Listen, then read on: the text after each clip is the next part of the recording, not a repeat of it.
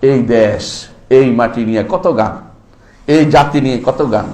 ইসলামের এই সমস্ত জিনিস কোনো কাজে আসে না। জ্ঞাতি গোষ্ঠী বা জাতি পূজা, দেশ পূজা, এগুলো ইসলামে নাই, বুঝেন না? তন্ত্র মন্ত্র যেমন নাই, জ্ঞাতি গোষ্ঠীর পুজোও নাই। এগুলো হচ্ছে অতিরিক্ত কাজ, এগুলি শয়তান মানুষদের ধরিয়ে দিয়েছে। মুসলিম যখন হয়েছে, সারা বিশ্বের মুসলিমরা একই রকম। যে ব্যক্তি আফ্রিকাতে কষ্ট পাচ্ছে, সে তার কষ্টে আমি কষ্ট পেতে হবে। যে ব্যক্তি আমার ঘরের পাশে ঈমানহীন, তার সে ঈমান নাই, তার জন্য আমার কষ্ট আসবে না। কষ্ট আমার হতে হবে ঈমানদারের জন্য। এই জন্য আশিরা, নিজের গোত্রের লোক হইলেও তার জন্য কোনো কাজ করা আমার জন্য জরুরি না। কথা বুঝাতে পারছি? এই জন্য বদরের যুদ্ধের চেয়ে চরম পরাকাষ্ঠা দেখিয়েছে। কে দেখিয়েছে? কে দেখিয়েছে? সাহাবায়ে কেরাম। বের হয়েছে, তুমি তোমার আত্মীয় স্বজন প্রত্যেকে, ওমর বলছে, রাদিয়াল্লাহু বলতেছে, আমি আমার আত্মীয় অমুককে মারবো, তুমি তোমার আত্মীয়কে মারো। দেখাই দিয়েছেন যে তারা যুদ্ধের সময় যে শত্রুদের সাথে কোনো বন্ধুত্বপূর্ণ সম্পর্ক চলতে পারে না। আন্তরাষ্ট্রীয় সম্পর্ক যা হয়, এগুলি অনেকে বাধ্য হয়ে করে, সেগুলিকে আমরা আলোচনা করছি না। কিন্তু অন্তরের সম্পর্কটা বিশাল জিনিস, এটা মাথায় রাখতে হবে। ব্যবসায়ী সম্পর্ক আমরা বলছি না, সেটা চলবে, কিন্তু অন্তরের বন্ধুত্বপূর্ণ সম্পর্ক কোনোদিন থাকতে পারে না। প্রথম ঘৃণা আসবে কেন? আল্লাহর উপর ঈমান আনে নাই, এটা বড় জিনিস। যে ব্যক্তি আল্লাহর উপর ঈমান নাই, তার সাথে আমার অন্তরের সম্পর্ক নাই, এটা মাথায় রাখতেই হবে সব সময়। এটা যদি কোনো ভুলে যান, আপনি এখানে মুসলিম হইতে পারেন নাই, এটা আপনাকে মাথায় রাখতে হবে।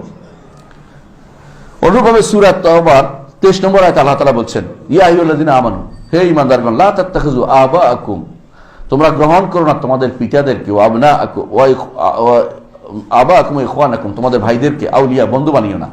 ইনিস্তাহাবুল কুফরা আল ঈমান, যদি তারা ঈমানের চেয়ে কুফরিকে বেশি পছন্দ করে। ওয়া মান ইয়াতাআল্লাহু মিনকুম ফাউলাইকা হুমুয যালিমুন, তোমাদের মধ্যে কেউ যদি তাদেরকে বন্ধু বানায়, তাহলে সেটা জালেম অন্তর্ভুক্ত, অর্থাৎ মুশরিক কাফিরদের অন্তর্ভুক্ত হয়ে যাবে।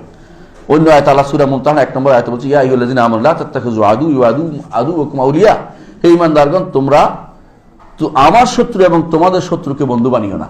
তাহলে কাফের কার শত্রু? আল্লাহর শত্রু। বুঝছেন তো কথাটা? আর আমাদের শত্রু মানে নবীর শত্রু, মুসলিমদেরও শত্রু। এই শত্রুকে বন্ধু বানাতে পারবেন না কোনোদিন। এরা আপনার কোনোদিন ভালো চাইবে না, আপনি বিশ্বাস করে কোনোদিন ভালো চাইবে না, কোনোদিন এরা ভালো চাইবে না। এরা সবসময় চাইবে আপনাকে বিপদে ফেলতে, যে কোনো ভাবে হোক। আপনি যেমন চান তাদেরকে ঈমানের দিকে নিয়ে আসতে, তারা সেরকম দরদি না। তারা জানে যে তাদের অনেকে আছে, তাদের ধর্ম ঢুকাবেও না। ইহুদিরা তাদের ধর্ম কাউকে ঢুকায় না, হিন্দুরাও তাদের ধর্ম কাউকে ঢুকায় না। হ্যাঁ, তাদের এমন এমন জিনিস দিবে যে আপনি নষ্ট হয়ে যান। কি করবে? আপনাকে বানাবে কি? হ্যাঁ, একটু আগে আমাকে একজন জিজ্ঞাসা করছিল একটা প্রশ্ন, সেরকম। সেটা কি করে? ধ্যান করে যে, কি বলে এটা, কোয়ান্টাম মেথডিয়ান বানাবে। বুঝছেন তো? আপনাকে বানাবে ওই অমুক তমুক বিভিন্ন রকমের বিভিন্ন গোষ্ঠীর ভিতরে ঢুকাই দিবে। কেউ বানাবে রোটারেক্ট, কেউ বানাবে লায়নিস্ট, কেউ বানাবে অমুক বিষ্ট, কত রকমের কত কিছু বের হয়েছে দুনিয়াতে। এগুলি দিয়ে আপনাকে ছিন্ন বিচ্ছিন্ন করতে চায়। মুসলিম কমিউনিটিকে ভাগ করার জন্য যত রকমের ষড়যন্ত্র তারা চালু করে দেয়। এইগুলির ভিতরে আপনি ঢুকলে, আপনি ওদের ভিতরে আপনি ঢুকার দরকার নেই। আপনাকে চায় যে কোনো মূল্যে দিন থেকে দূরে সরে যান, এরা খুশি। আপনি অন্য তাদের দল গ্রহণ করা জরুরি না, তাদের দিন গ্রহণ করা জরুরি না। ওরা চায় আমি যেহেতু নষ্ট হয়েছি, সারা দুনিয়া নষ্ট হয়ে যায়। তারা ওইটাই চায়, তারা এটা চায়। এই জন্য তাদের সাথে আপনার বন্ধুত্বপূর্ণ সম্পর্ক চলতে পারে না।